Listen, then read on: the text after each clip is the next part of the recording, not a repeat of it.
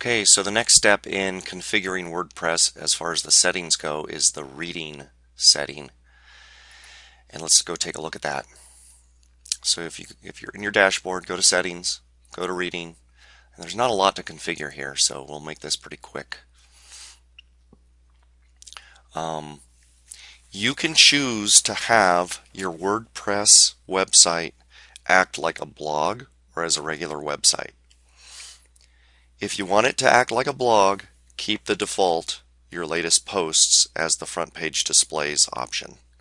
If you want to treat it like a blog, like a static website, click this radio button, choose a front page. It could be a squeeze page, it could be your intro page, it could be what we would consider your home page or your landing page.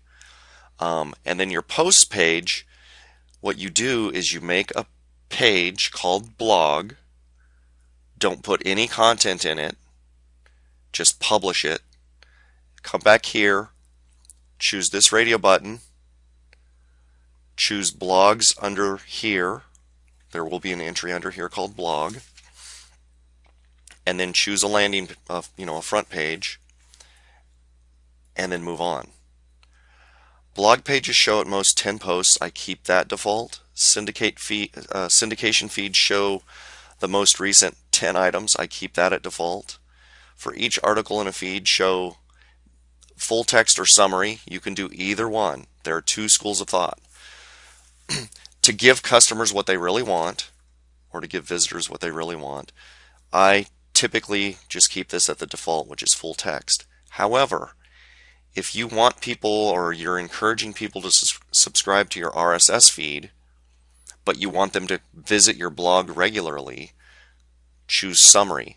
That way, whenever they get their news feed, they'll see something.